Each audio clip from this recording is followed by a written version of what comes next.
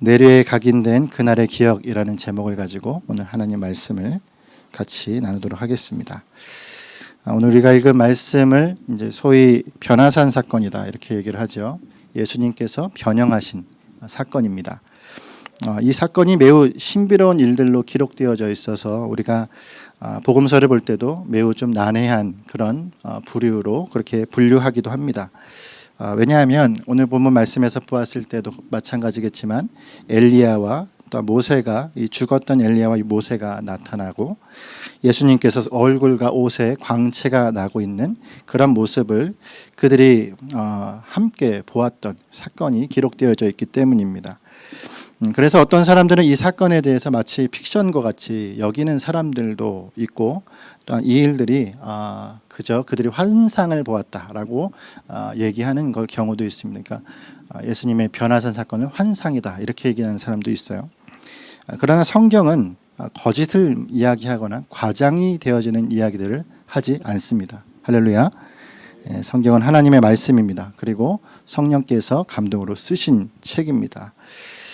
오히려 그래서 우리는 이 말씀이 거짓이나 과장이 아니라 좀 더 말씀을 주의 깊게 보면은 그 안에서 그런 과장과 거짓 실수가 없다라는 사실을 깨달을 수가 있습니다. 아마 오늘도 그러한 시간으로 주님께서 우리 가운데 이 말씀을 더욱더 확고하게 하실 줄을 믿습니다. 바로 왜냐하면 예수님께서 이 일들을 위해서 행하신 주님의 의도가 분명하게 있기 때문에 그렇습니다. 오늘 지난 시간에도 한번 그런 이야기를 했죠. 예수님의 말과 그분의 행동과 그분의 기적은 의도되지 않은 것이 없다라고 말을 했습니다. 그분의 뜻이 없는 의미 없는 목적이 없는 것은 없다라는 거예요. 그러면 예수님께서 이 일에 대해서도 분명한 그분의 의도가 있음을 보고 또한 그것을 우리가 찾게 되었을 때에 이것은 사실이다. 이것은 실제 했다라는 것을 분명하게 알 수가 있는 거죠. 그런 의미에서 우리가 이 변화산 사건을 바로 봐야 할 관점이 있습니다. 그것이 무엇이냐면 바로 이 변화산 사건은 어떤 초자연적인 현상이 예수님 주변에서 일어났다라는 것으로 포인트를 잡아서는 안 되고요. 초자연적인 현상을 예수님께서 의도적으로 보이신 것이다라는 것을 알아야 합니다. 의도적으로 일부러 주님께서 이 일을 행하셨다라는 것입니다. 자, 그렇다면 이 변화산 사건은 어떠한 의도로서 우리 가운데 보여주신 것일까? 두 가지 측면에서 우리가 생각해 볼 수가 있는데요. 그 첫 번째는 6장 28절의 말씀을 이루시기 위함이다라고 할 수가 있고요. 또 하나는 지금 함께 올라와 있는 새 제자들에게 생생한 경험을 주시기 위함이다라고 우리가 적용할 수 있습니다. 이 두 가지를 오늘 우리가 좀 집중해서 살펴보도록 할게요. 자, 그래서 먼저 우리가 6장의 마지막 절에서 이 일들이 어떻게 오늘 7장의 말씀과 연관되어져 있는지를 한번 먼저 살펴봤으면 좋겠습니다. 그래서 1절의 말씀을 우리가 한번 좀 생각해 볼게요. 1절의 말씀 시작. 엿새 후에 예수께서 베드로와 야고보와 그 형제 요한을 내리시고 아멘. 이 말씀의 가장 첫 부분에 무엇이라고 되어 있죠? 엿새 후에라고 얘기하고 있습니다. 엿새 후라고 정확하게 기록을 하고 있어요. 이것이 바로 6장과 7장이 이어지는 바로 그 기준이 되어지는 것이다라고 할 수가 있습니다. 왜냐하면 복음서 전체에 있어서 이런 시점을 구체적으로 제시하는 경우가 흔치 않습니다. 다시 말하면 어떤 일이 있고 나서 엿새 후다라고 얘기하는 것이 저자가 분명하게 그 전의 사건과 지금 7장의 사건을 연이어서 말하고자 하는 것이다라고 그렇게 학자들도 얘기하고 말씀이 전체적으로 그러한 맥락 가운데 있음을 우리가 볼 수가 있어요. 자, 그렇다면 바로 이 엿새 후라고 했을 때 그 기준이 되어지는 6장의 말씀에는 어떤 내용이 있었습니까? 6장의 내용에는 베드로의 신앙 고백이 담겨져 있는 것을 우리가 볼 수가 있습니다. 자, 그렇다면 이 6장과 7장이 바로 이 엿새라고 하는 시간적인 고리를 통해서 연결되어졌다라는 것이라면 베드로의 신앙 고백이 7장의 말씀에서 17장의 말씀에서 새롭게 주님께서 조정하고 계시다라는 사실을 우리가 생각해 볼 수가 있는 거예요. 자, 그러면 여러분 이 말씀에서 엿새 후라고 얘기했을 때 예수님께서 바로 이 신앙 고백이 있었던 그 장소에서 그리 멀리 떨어진 곳으로 가지 않으셨다는 사실을 여러분 아마 아실 수 있을 겁니다. 그렇게 생각했을 때 우리는 이 변화산이 어딜까? 변화산은 여기 말씀에서 1절 말씀에서 높은 산에 올라가셨다 이렇게 얘기하죠. 이 높은 산 바로 그 당시 지금도 있죠. 이스라엘의 가장 높은 산인 2,700m의 헬몬산이 바로 이 가이사랴 빌립보 근방에 있습니다. 가이사랴 빌립보의 북쪽 남쪽의 산 기슭이 바로 이 가이사랴 빌립보라고 할 수가 있어요. 그래서 예수님께서 가이사랴 빌립보에서 이 신앙 고백을 들으시고 그리고 엿새 후에 높은 산으로 올라가셨다라는 것은 헐몬산일 것이라는 것이 가장 유력하다라고 할 수가 있습니다. 그것을 떠나서 우리가 오늘 이 말씀에서 그러면 우리가 어떤 부분을 찾아볼 수가 있겠습니까? 바로 이 6장의 말씀과 16장의 말씀과 17장의 말씀이 어떻게 연관되어져 있느냐를 봐야 된다라는 것이죠. 우리 28절의 말씀을 같이 한번 읽어볼까요? 28절, 16장 28절입니다. 16장 28절. 읽겠습니다. 시작. 진리를 너희에게 이르노니 너희서 죽기 전에 인자가 그 왕권을 가지고 오는 것을 볼 자들도 있느니라. 아멘. 16장 28절의 말씀에 보면 16장 28절의 말씀에 보면 이렇게 되어 있죠. 인자가 그 왕권을 가지고 오는 것을 볼 자들도 있느니라 라고 얘기합니다. 여러분 이 말씀에 이렇게 얘기하는 거죠. 인자의 영광을 볼 자들이 있다라고 얘기를 하는 것입니다. 그래서 이 말씀에 대해서는 참 다양한 해석들이 있어요. 어떤 분들은 예수님의 부활에 대한 증인들이다라고 얘기하시는 분들도 있고 또 그 이후에 그러니까 이걸 또 얘기하는 그러니까 뭐 왕국 이제 천년 왕국설과 같이 대비하여서 얘기하시는 분들도 있습니다. 근데 보수적인 학자들의 이야기를 들어보면 이것은 단지 예수님의 부활과 비교하여 볼 수는 없다라는 것이죠. 왜냐하면 말씀에 그의 왕권, 인자의 그 왕권을 가지고 오는 것을 볼 자다라고 했을 때 그 왕권이라는 것은 부활과 다릅니다. 그러니까 예수님의 부활은 왕권을 가지고 오신 것이 아니라 승리죠. 왕권을 가지고 오신다는 얘기는 승천하신 그분께서 왕권을 가지고 오신다는 이야기다라고 얘기를 할 수가 있는 것이죠. 그러므로 예수님의 부활로서 이 28절의 말씀이 얘기되어지는 것이 아니다라고 학자들이 얘기합니다. 그러면서 그렇다면 이 말씀은 무엇을 얘기하는 것이냐? 바로 예수님께서 왕권을 가지고 다시 오시는 것을 본 사람이 있어야 한다라는 얘기잖아요. 자, 그런데 우리가 생각해 보면 예수님께서 지금 다시 안 오셨잖아요, 아직요. 승천하시고 오실 때가 아직 우리가 기다리는 그런 시간들입니다. 그렇기 때문에 그 당시에 있었던 누구도 예수님이 다시 오심을 본 사람이 없습니다. 그럼 이 말씀은 어떻게 우리가 적용을 해야 되는 것인가? 이 말씀에 나타나 있는 이것은 거짓말인가? 그렇지 않다라는 거죠. 바로 오늘 오히려 17장의 말씀에 이 일에 대한 증거들이 있다라는 것으로 학자들이 함께 이야기하고 있습니다. 다시 말하면 이 말씀에서 왕권을 가지고 오시는 것을 볼 자들 그리고 그것을 보여주시는 것이 무엇이냐라고 했을 때 바로 변화산 사건이었다라는 것을 우리가 생각해 볼 수가 있는 것입니다. 자, 그런 관점에서 우리가 2절의 말씀을 한번 읽어볼까요? 17장 2절입니다. 시작. 그들 앞에서 변형되사 그 얼굴이 해같이 빛나며 아멘. 예수님의 변형되어지는 이 사건은 예수님께서 어떠한 모습으로 바뀌셨는지에 대한 기록은 없죠. 성경의 말씀에 예수님께서 어떠한 모양으로 얼굴이 어떻게 바뀌셨는지 그리고 그분께서 어떠한 모양으로 변형되셨는지를 우리가 볼 수는 없습니다. 참 이 말씀만 들으면 참 기괴한 현상일 수도 있겠다라는 생각을 하는 사람도 있지 않겠습니까? 하지만 이 말씀은 결코 예수님이 이러한 기괴한 현상을 보이시려고 말씀하시는 그런 변형이 아니다라는 거예요.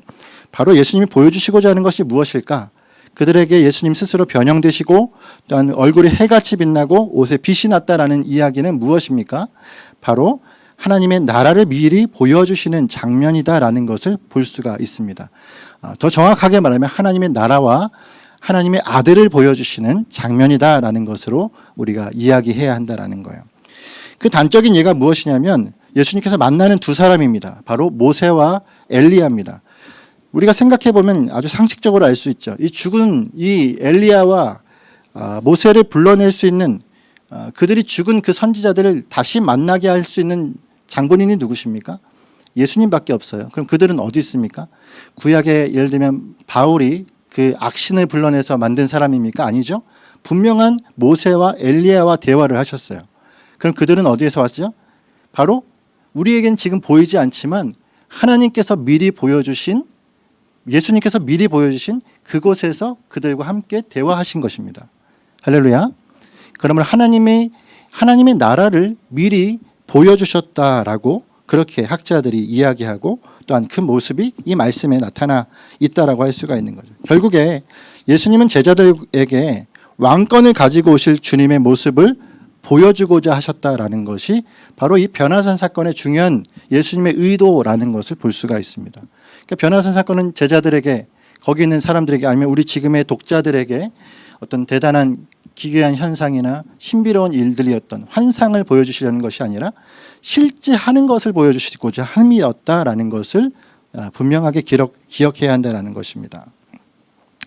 그러므로 이 17장의 말씀은 단독적으로 읽는 것보다는 16장의 말씀과 연관하여 보면은 우리가 훨씬 더 그 의미가 정확하게 보여줄 수밖에 없죠. 바로 16장 28절의 말씀을 보여주신 것과 함께 더 나아가서 16장의 의미에서 16장에 가지고 있는 의미를 우리가 함께 보도록 하여서 그 의도를 정확하게 얘기해 주십니다.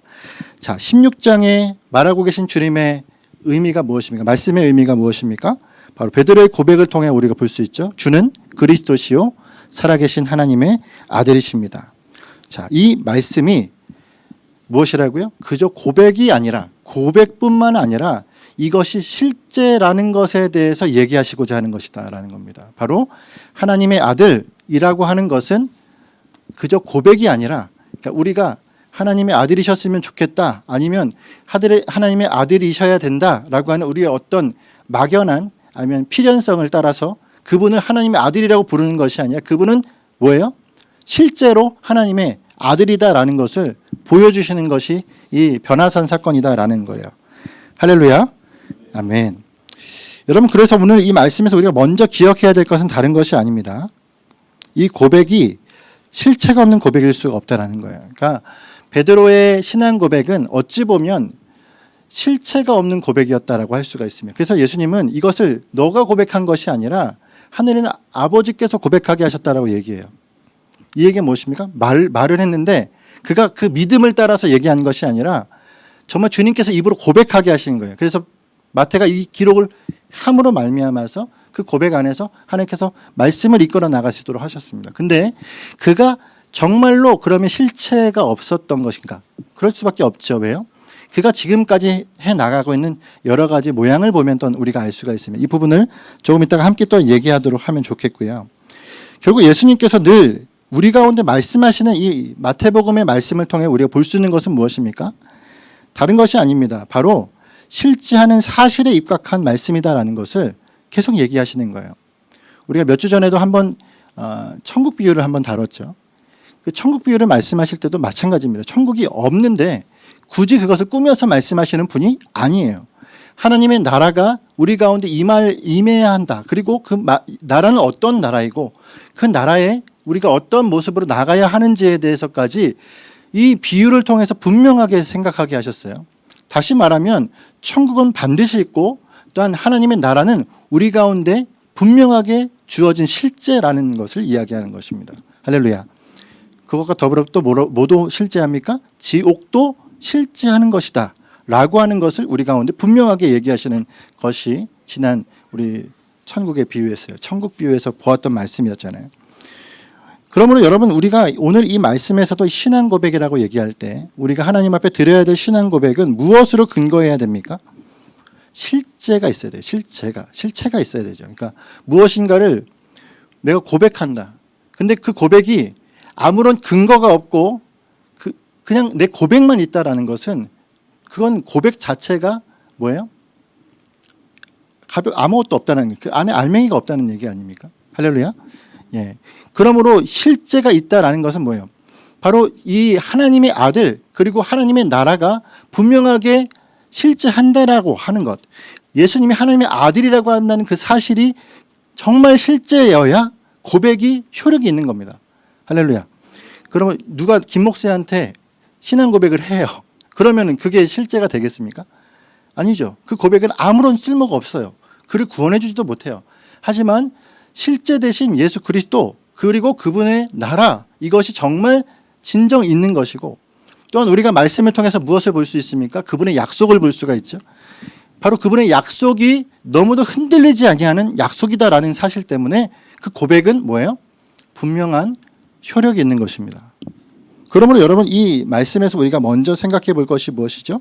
바로 우리는 흔들리는 것에 약속을 붙들고 있는 것이 아니고 근거가 없는 것에 우리가 고백하는 자들이 아니라 분명히 있고 분명히 계신 그것을 향하여 고백하며 그 약속을 믿고 살아가는 자들이다라는 사실을 한 번 더 우리의 마음 가운데 새기시기를 간절히 바랍니다. 관념이 아니죠. 그러니까 우리 머릿속에 철학적 관념으로서 하나님의 나라를 볼 게 아니라 그분의 나라는 우리의 눈으로 지금 현재 보이지 않을 뿐이지 분명하게 있고, 또한 그분은 분명히 우리를 구원하실 수 있는 그리스도라는 사실을 우리가 받아야 한다는 것입니다. 세상에도 실체가 없는 것 때문에 매우 불안한 경우들이 많이 있죠. 얼마 전에도 비트코인 비슷한 루나 코인인가요? 그래서 그 대표가 되는 권도현인가요? 형인지 그 어떤 분은 지금도 도망을 다니고 있다라는 얘기를 듣는데, 이 사건에 저는 잘 모릅니다만 그 안에 어떤 일입니까? 이 일이 결국에는 이 자체가 실제가 없다라는 거예요. 뭔가 우리가 보이는 현물이 없고 그 안에 아무런 것이 없이 단지 그 사람의 말들을 신뢰함으로 이루어졌던 모든, 물론 아주 복잡하고 또 아주 그것들을 현명하게 얘기했겠죠. 하지만 그 안에 아무것도 없었던 것이 그들의 마음을 불안하게 했을 때 결국 그 모든 것이 무너지는 것처럼, 여러분, 결국 주님 앞에 우리가 나아갈 때 알맹이 없는 그런 우리의 모습이 아니라, 내용 없는 모습이 아니라 분명한 주님 앞에서의 근거가 있는 자의 삶을 살아가는 것이 우리의 모습이어야 할 줄 믿습니다. 그럼 우리가 붙들어야 될 것은 실제하는 하나님의 나라, 천국, 그리고 그분의 복음이라는 사실을 기억하는 우리가 되었으면 좋겠어요. 그런 의미에서 우리가 이 변화산의 의도의 또 하나인 제자들에게 보여주시기 위한 의도를 한번 생각해 볼 필요가 있습니다. 예수님께서 분명히 17장의 말씀에서 정확하게 보여주는 건 뭐예요? 17장의 말씀 전체 안에서 3명의 제자들을 데리고 높은 산을 올라가셔서 이 모든 광경들을 보여주셨다라는 사실이죠. 그것이 다른 말로 무엇이냐면, 쉽게 말해서 제자들에게 예수님께서 이 모든 광경을 보여주시고자 하는 의도였다라는 사실입니다. 그 말을 지금 하는 건데요. 예수님께서 제자들에게 보여주고자 하시는 이유가 있을 거 아니에요. 왜 이걸 보여주셨을까요? 예수님의 그 변형의 모습과 모세와 엘리야와의 대화의 모습과 또한 이후에 나타나는 하나님의 성부 하나님의 음성을 왜 들려주셨는가? 왜 이 모든 사건이 그들에게 의도적으로 말씀하셔야 됐었는가에 대한 이야기를 하는 것입니다. 먼저는 두 가지 중에 하나는 무엇이냐면 베드로의 인식을 재조정하시기 위함이다라고 볼 수가 있어요. 베드로의 인식을 재조정하기 위함이다. 우리가 이미 이야기한 것처럼 베드로는 위대한 신앙 고백을 했습니다. 하지만 그 고백이 그의 견고한 믿음에서 나온 것이 아닙니다. 그래서 베드로는요, 예수님 십자가 사건 일을 이해하지도 못했고, 그래서 예수님의 십자가 사건을 이해하지 못하는 그가 결국 예수님 앞에서 무엇은 꾸지람을 들었습니까? 사단아 물러가라라는 꾸지람을 들었어요. 그러니까 예수님의 십자가 부활도 이해하지 못하는 자가 어떻게 이 모든 것에 있어서 실체를 알겠어요.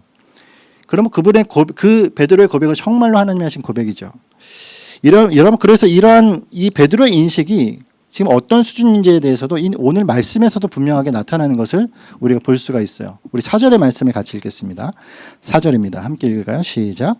베드로가 예수께 여쭈어 이르되 주여 우리가 여기 있는 것이 좋사오니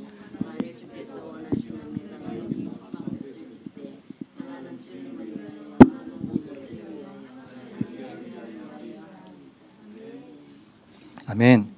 말씀에 베드로의 마음이 느껴지지 않습니까? 베드로의 어떤 순수한 마음. 그렇죠. 초막 셋을 짓고자 하는 베드로의 순수한 마음 안에는 아마 그 당시에 우리 누구도 보지 못했던 제자 3명만 보았었던 이 황홀한 그 모든 광경들, 바로 엘리야와 모세와 예수님이 서로 대화하시는 그 모습 자체가 그에게는 평생토록 한 번도 생각하지도 못했던, 상상하지도 못했던 일들을 눈앞에서 본 거예요. 그 상황 속에서 베드로가 얼마나 이 모든 시간들을 오래도록 간직하고 싶었느냐면 그것들을 통하여 뭐라고 얘기하는 거예요? 초막 셋을 짓고 거기에서 같이 잠시 있었으면 좋겠습니다. 그렇게 얘기를 하고 있는 장면이 이 장면입니다. 여러분, 그러나 이 대목에서 우리가 베드로가 가지고 있었던 그의 인식 자체가 어떠했는지를 분명히 볼 수 있는 대목이 있어요. 그건 무엇이냐면 주님을 위하여, 하나는 모세를 위하여, 하나는 엘리야를 위하여 하리이다라고 하는 이 말씀이에요. 이 말씀을 우리가 정확하게 보면 무엇입니까? 예수님을 두 선지자와 동등하게 보고 있는 것을 포착할 수가 있어요. 그러니까 예수님이 인간 선지자 모세와 엘리야와 함께 그 선상에서 논의되어지는 겁니다. 베드로의 인식 안에서는. 그래서 셋을 예수님도 초막을 지으시고 베드로도 엘리야도 짓고 모세도 지어서 같이 이 자리에 좀 오래 있었으면 좋겠습니다. 너무 좋습니다. 예수님. 근데 예수님이 뭐예요? 지금 그 선지자들과 그리 다르지 않는 동등한 입장을 보고 있다라고 하는 겁니다. 여러분, 그래서 이러한 베드로의 인식은 결국에 그 당시의 사람들과 제자들의 인식이라고도 할 수가 있어요. 왜 그렇습니까? 유대 사회에서 엘리야에 대해서, 모세에 대해서 사람들이 어떤 인식을 가지고 있을까요? 그 인식은 우리가 이미 짐작할 겁니다. 엘리야와 모세는 모든 선지자의 가장 최고봉에 있는 자들 아닙니까? 여러분, 그런 이 두 사람이 유대 민족의 어떻게 보면 큰 위상과 같은 이런 모습일 텐데, 그들에게 만약에 베드로가 이런 마음일 수도 있다라는 생각도 해요. 후히 주어서 예수님을 같은 선상에 놓았을 수도 있어요. 이해가 되십니까? 그러니까 이 둘의 위대함이 너무 큰데 예수님을 후히 따져서 거기까지 주었을 수도 있어요. 근데 그건 아무도 모릅니다. 하지만 그럴 수도 있다는 얘기입니다. 여러분, 그래서 예수님은 그와 동일 선상으로 보는 이 베드로의 인식 수준이 어떻게 보면 당연한 것 아니겠습니까? 그 당시에 그 사람들의 모습이 그랬으니까요. 근데 여러분, 그 예수님께서 그럼 이 베드로의 인식을 어떻게 재조정해 주실까요? 예수님이 이 인식을 재조정을 해주시고 있는 것이 바로 5절의 말씀입니다. 5절의 말씀 같이 읽겠습니다. 시작. 말할 때에 호련히 빛난 구름이 그들을 덮으며 구름 속에서 소리가 나서 이르되 이는 내 사랑하는 아들이요 네 기뻐하는 자니 너희는 그의 말을 들으라 하시니라. 아멘. 베드로가 더 이상 자신의 인식 안에 머물 수 없도록 성부 하나님께서 그 소리를 발하셔서 그 안에서 말씀을 하십니다. 뭐라고 말씀하십니까? 내 사랑하는 아들이요 내 기뻐하는 자니라고 얘기합니다. 누구가요? 예수님은요. 선지자 둘과 예수님이 같은 선상이 아니라 그분은 누구라고요? 아버지 하나님께서 말씀하시는 거예요. 저는 내 아들이라고. 저는 사랑하는 내 아들이다 라고 얘기하시는 겁니다. 여러분, 얼마나 베드로가 놀랐겠습니까? 그 당시에 그 소리를 들은 베드로의 마음이 얼마나 겁이 났겠어요. 말씀은 뭐라고 되어 있습니까? 두려워, 심히 두려워 떨었다. 그러니까 베드로가 그 모든 광경 속에서 자신의 인식이 바뀔 수밖에 없는 상황이죠. 이전에까지 어떻게 생각했든 간에 누가요? 성부 하나님께서 예수님에 대해서 뭐라고요? 내 아들이라고 분명하게 얘기하시는 거예요. 근데 여러분, 이 장면이 무엇입니까? 베드로가 했던 신앙 고백이라는 말이에요. 주는 그리스도시요 살아계신 하나님의 아들이다. 하나님의 아들이라고 그가 고백했는데 그의 마음에 어떤 인식이 생기는 겁니까? 이전과는 다른 이 아들은 그저 내 고백으로만 아니라 칭찬 드리려고 했던 고백뿐만이 아니라 그가 이제는 뭐예요? 실제라고 하는 것을 깨닫게 될 수밖에 없다는 사실입니다. 누군가 내 앞에서 누군가가 아니라 하나님이 내 앞에서 저에게 예수님에 대해서 누구에 대해서 뭐라고 말씀하세요. 그러면은 그 말은 우리가 거부할 수 없는 말씀 아닙니까? 그분의 권위 앞에서 우리가 바짝 엎드려야 되는 말씀이란 말이에요. 여러분, 그렇기 때문에 이 말씀 안에서 그는 실제를 본 것입니다. 고백에 실제가 더해지는 거예요. 이것이 명확해지는 것이다. 하나님의 아들은 예수님이구나. 하나님의 아들이 예수님이구나가 그저 단순한 고백이 아니라 그 심령 깊숙이에 들어오게 되는 것이죠. 여러분, 그래서 이 13절의 말씀을 보면 제자들이 이제 뭐라고 얘기합니까? 완전한 이해를 하고 있는 걸 볼 수가 있어요. 13절의 말씀 이렇게 되어 있습니다. 그제서야 제자들이 예수께서 말씀하신 것이 세례 요한인 줄을 깨닫느니라. 여러분, 이 말씀이 뭐예요? 바로 베드로가 그렇게 얘기한단 말이에요. 그러면 바리새인들이 엘리야가 올 것이라고 하는 이 얘기는 무엇입니까? 이 얘기에 대해서 이해를 못하는 거예요. 그럼 그 얘기에 대해서 어떻게 예수님께서 이해를 시켜주셨습니까? 바리새인들이 오려고 했던 그 말씀이 말라기 4장 6절의 말씀에 나타나요. 말라기 4장 6절의 말씀을 아직 성취되지 않은 것으로 봤던 바리새인들의 말이 온전한 것이 아니라 예수님이 뭐라고 얘기하는 거죠? 그가 바로 세례 요한이라는 것에 대해서, 그리고 그가 오리라고 했던 이 엘리야가 먼저 오고 메시아가 오시겠죠. 그럼 그 자가 누구인지에 대해서 이제 누가 알아요? 제자들이 명확하게 알게 되었다라는 사실입니다. 할렐루야. 이것이 바로 이 말씀 안에서 우리 변화산 사건 안에서 예수님께서 의도하신 것이다라는 사실이에요. 중요한 건 이 인식의 변화가 그 자리에 있던 베드로만의 변화가 아닙니다라는 거예요. 제자 2명도 함께 그 인식의 변화를 가지고 왔습니다.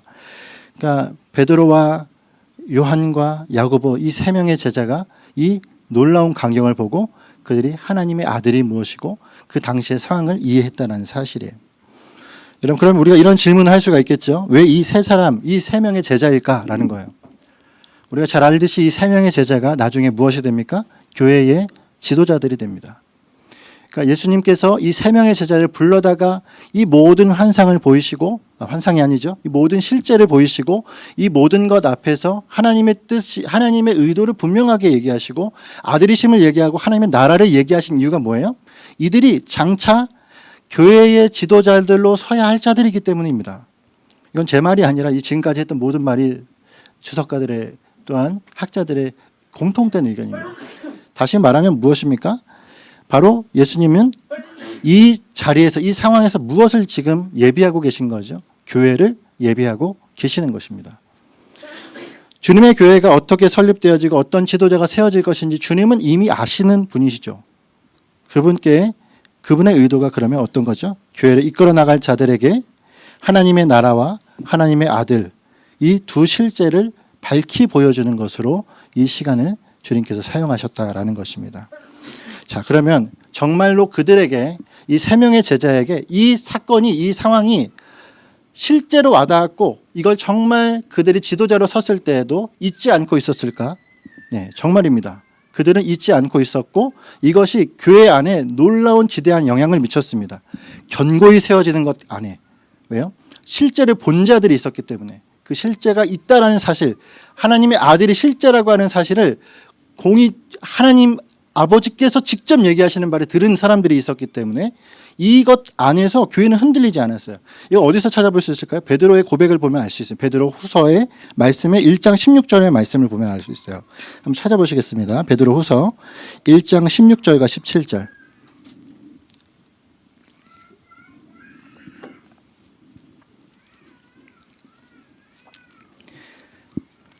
예, 베드로 후서 1장 16절과 17절의 말씀 한번 읽어볼까요? 시작.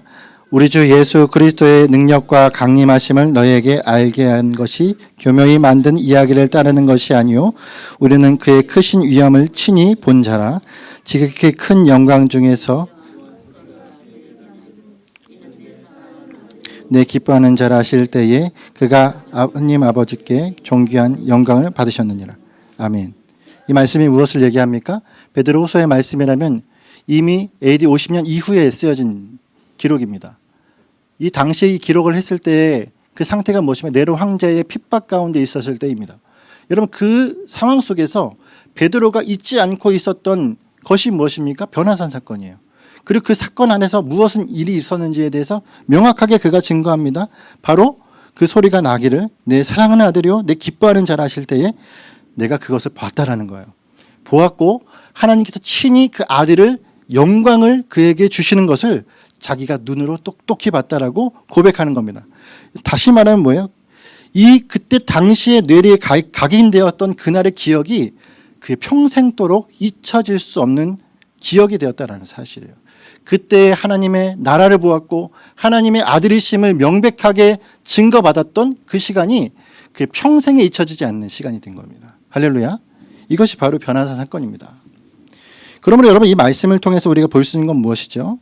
바로 그의 평생도록 흔들리지 않게 하신 그 일들, 그 이후에 하나님께서 베드로에게 한 말씀을 더해줬다는 이 사실을 우리가 오늘 집중해서 보아야 하는데, 여러분 이건 무엇입니까? 1장 19절의 말씀이 그것을 정확하게 이야기해주고 있어요. 1장 19절의 말씀 같이 한번 읽어볼까요? 시작. 예, 베드로후서 1장 19절입니다. 시작.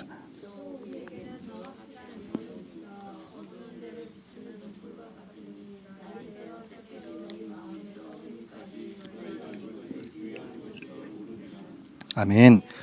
19절의 말씀에 뭐라고 되어 있죠? 더 확실한 예언이 누구에게 있다고요? 너희에게 있다고요. 이게 뭡니까? 20절의 말씀이 나오죠. 무엇이죠? 성경이에요.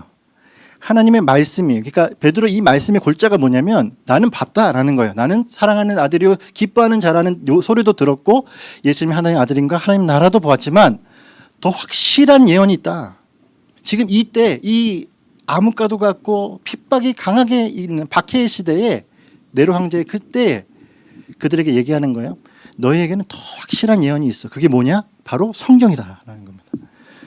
이 얘기가 얼마나 중요한 얘기입니까? 베드로가 나는 보았고 내가 실제한 것을 보는 그 고백 안에서 얘기하는 거예요. 그 고백보다 더 정확하고 더 확실한 고백은 하나님의 말씀 안에 있으니 그것을 붙들고 흔들리지 말라고 얘기하는 거예요. 그러면 여러분 이 말씀이 우리 가운데 변화산 사건 안에서 우리 어떻게 이해가 되어야 할까요? 변화산 사건은 우리는 볼 수 없었던 사건이죠.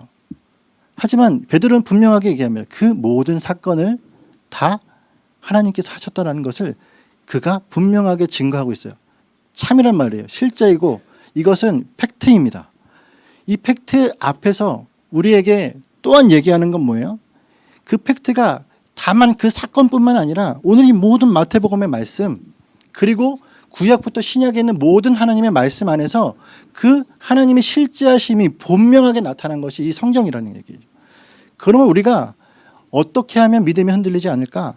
우리가 어떻게 하면 이 박해를 이겨나갈 수 있을까? 그런 고민은 사실 뭐예요? 성경을 눈앞에 두고 할 고민이 아니란 얘기죠. 할렐루야. 우리가 눈앞에 있는 내 앞에 있는 이 성경 한번 여러분 만져보시겠습니까? 이 성경 하나가 저와 여러분을 흔들리지 않게 하십니다. 하나님의 진리의 말씀이시기 때문에 그렇죠. 그럼 오늘 이 말씀이 우리 가운데 말하는 건 다른 것이 아닙니다. 바로 이 약속, 이 실제를 붙드는 거예요. 구약과 신약의 이 하나님의 약속의 말씀, 흔들리지 아니하는 그분의 말씀, 그리고 이 실제하는 사건들을 바로 그분께서 우리 가운데 허락해 주셨다는 사실입니다. 그러므로 우리는 이 변화하신 예수님의 모습을 보지 못했을지라도 흔들리지 않습니다. 그렇죠? 하나님의 말씀이 실제하고 그리고 그 약속이 누구도 흔들 수 없는 약속임을 아는 자들은 절대로 흔들릴 수가 없습니다. 이것이 오늘 우리가 붙드는 신앙 고백이라는 말이에요. 우리는 베드로의 처음 고백처럼 그 안에 실제 없는 고백이 아니었습니다. 우리는 이제 하나님 앞에 분명한 고백, 하나님의 아들을 믿고 또한 그의 나라를 우리가 바라보며 기대하는 자로 서는 자들이에요. 그 자들로 오늘 저와 여러분이 있었으면 좋겠습니다. 그러면 여러분 이 약속을 믿는 자들이 아까 이 말씀을 준비하는데 이 자리에서 제가 저희 뒤에서 준비하면서 앞에 오늘도 박정도 집사님 와서 공사하고 막 앞에 난리가 났었어요. 뒤에서 제가 이제 하면서 보는데 그런 마음이 들더라고요. 이제 한 찬양이 생각났습니다. 그러니까 이 모든 일들에 대해서 하나님의 마음을 저에게 주시는 이 찬양이 뭐였냐면 주의 약속하신 말씀 위에서 우리 잘 알잖아요. 주의 약속하신 말씀 위에서 세상 염려 내게 엄습할 때에 무엇으로요? 말씀으로 힘써 싸워 이기며 약속 믿고 굳게 서리라. 이 찬양이 정말 맞는 거예요. 그렇지 않습니까? 세상 염려 모든 게 나에게 엄습하고 정말 내가 해결할 수 없는 수많은 일들이 주변에 있다 할지라도 말씀으로 힘써 싸워 이길 수 있다. 그리고 뭐예요? 약속 믿고 굳게 서는 거다. 이게 이 말씀 아닙니까? 오늘 이 놀라운 주님의 그 광경 속에서 베드로가 취했던 것, 제자들이 취했던 것, 그리고 그가 후대에 그가 이제 죽기 바로 전에 하나님의 말씀을 기록하며 그 모든 사람들에게 건면하였던 말씀이 무엇입니까? 바로 그 실제와 약속을 믿고 굳게 서는 것이다 라는 거예요. 그러면 오늘 우리가 이런 굳건함을 말씀 안에서 나타나는 주의 은혜 가운데로 바라보는 저와 여러분이 되었으면 좋겠습니다. 참 이 말씀을 보면서 그런 생각도 했습니다.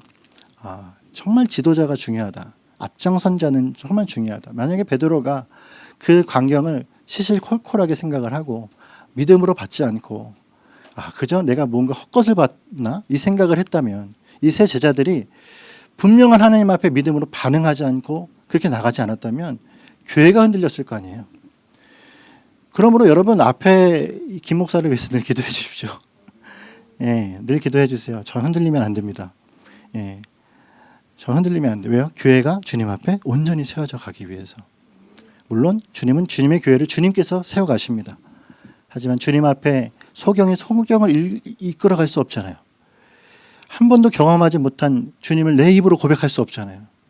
늘 제 삶에 하나님에 대한 고백과 주님에 대한 경험이 늘 저의 모든 삶에 늘 충만하고 감격적으로 나타나야 우리 모든 교회 안에서 그것이 넘쳐날 수 있지 않겠습니까? 그래야 우리 모든 성도들이 함께 주님 앞에 함께 주님을 바라보며 표대를 향해 달려가지 않겠어요? 그러므로 지도자는 참 중요합니다. 그 주님 앞에 세워진 자들을 위해서 늘 기도하는 또한 저와 여러분이 되었으면 좋겠어요. 우리 모두도 마찬가지입니다. 집안에서 가장이요. 또 우리 자녀들도 있죠. 자녀들은 주님의 보배 아닙니까? 정말 주님의 귀한 앞으로 하나님께서 어떻게 귀하게 사용하실지 모르는 이런 주님의 막중한 사명을 가진 자들로 저와 여러분이 모두가 있음을 보게 되는 것이죠. 그러면 주님 앞에 우리 모두 흔들리지 맙시다. 은혜 가운데 진리 가운데로 달려가는 저와 여러분이 되시기를 원합니다. 여러분 흔들리지 않는 믿음은 실제를 보았을 때 가능합니다. 그렇죠? 믿음이 흔들리지 않는 건 진짜를 보면 흔들리지 않습니다. 그럴 수밖에 없잖아요. 진짜가 내 앞에 있었는데 어떻게 그걸 보고 가짜라고 얘기할 수가 있겠어요? 증인은 그래서 무엇입니까? 본 자가 증인이에요. 목격한 자가 증인인 거예요. 그럼 성경에 증인된 자는 저와 여러분입니다. 왜요? 보지 못하고 믿는 믿음이 복되잖아요. 주님께서 우리 가운데 이미 주신 말씀이 그대로 믿어지잖아요. 야, 이 말씀이 정말 나를 살리고 우리를 살리고 나라를 살리고 생명이 모두를 살릴 수 있는 능력의 말씀임을 알잖아요. 그러므로 저와 여러분은 흔들리지 않은 믿음, 이미 본 것을 가지고 증거하는 자로 살아갈 때에 그 일들이 나타나게 될 줄 믿습니다. 세상과 나는 간 곳 없고 구속한 주만 보이는 자들이 되시길 바랍니다. 세상에 어떤 것도 우리를 흔들 수 없고 하나님의 뜻 가운데로 살아가게 하실 줄을 믿습니다.